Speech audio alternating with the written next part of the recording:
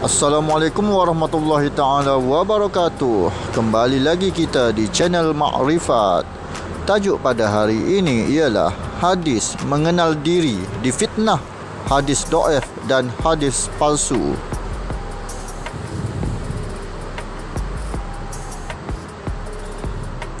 Sebelum itu sahabat sekalian, jangan lupa subscribe, like, komen dan share supaya ianya bermanfaat kepada orang lain juga.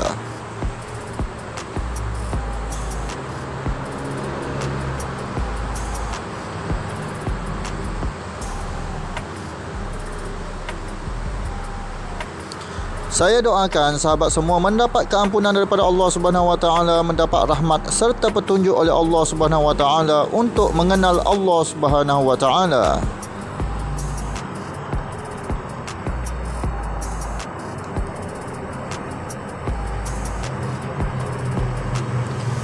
Tajuk hadis mengenal diri difitnah menjadi hadis dhaif dan hadis palsu.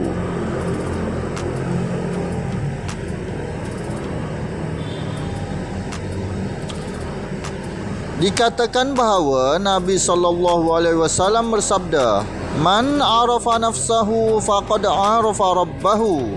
Maksudnya, sesiapa yang kenal dirinya, maka dia telah mengenal Allah. Hadis ini adalah pada asalnya ialah hadis sahih. Tetapi ramai pada hari ini tidak mengerti bagaimana mengenal diri itu.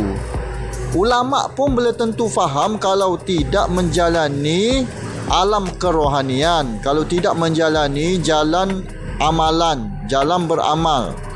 Kalau hanya belajar saja tetapi tidak beramal, maka orang itu tidak memahami hadis ini. Maka orang yang tidak memahami hadis ini dan orang yang tidak beramal dan orang yang tidak pernah menjalani ilmu kerohanian Nabi Muhammad SAW, maka orang itu akan menuduh hadis ini sesat, hadis ini dhaif, hadis ini palsu. Maka dia telah bertanggungjawab dengan Allah Subhanahu Wa Taala di akhirat nanti dan akan dipotong lidahnya oleh Allah Subhanahu Wa Taala di akhirat nanti di padang mahsyar.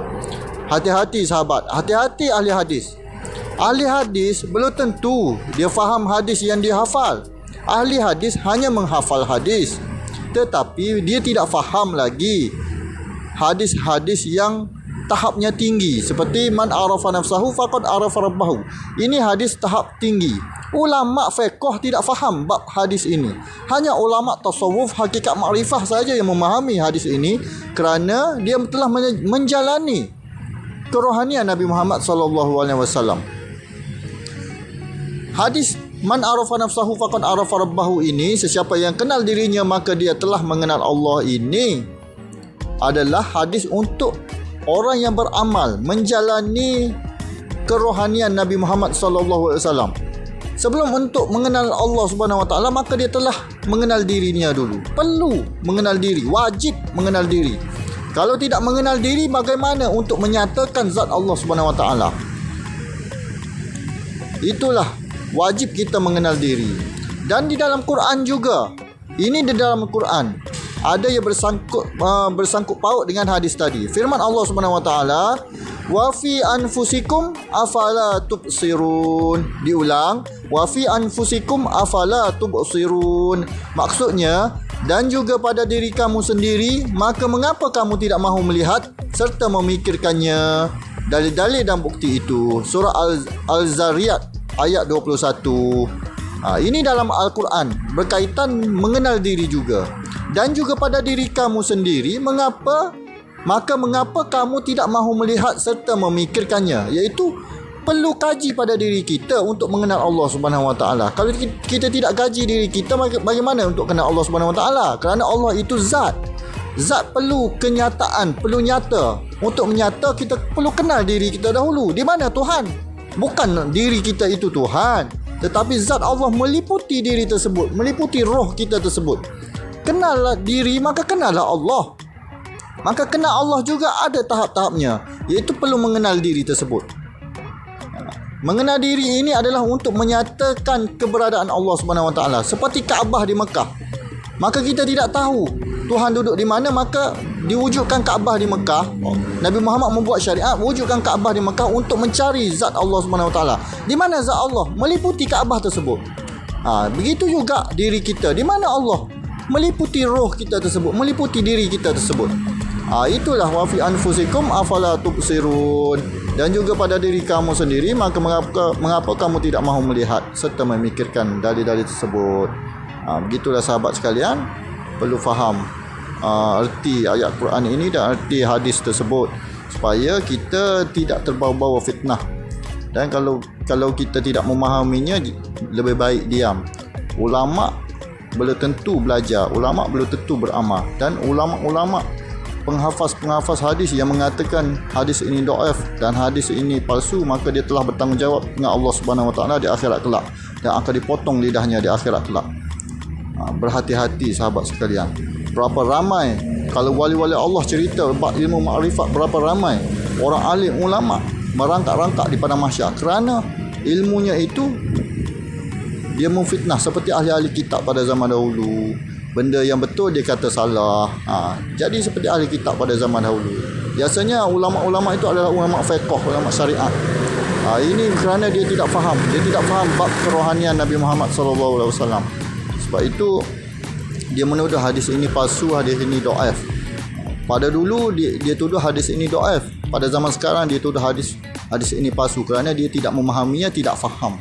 Dia tidak melaluinya, hanya baca kitab sahaja tanpa beramal. Kalau mahu tahu, beramallah seperti orang-orang tasawuf, seperti zikir 70,000 sehari. Setiap hari zikir 70,000. Barulah kita akan faham tentang hadis ini. Ini zikirnya 100, ini zikirnya 300. Mana mungkin mahu kenal diri, kerana diri kita ini kotor. Perlu dibersihkan dahulu, barulah roh kita itu menjadi cahaya cermin di wajah kita. Barulah dia zahir diri kita itu.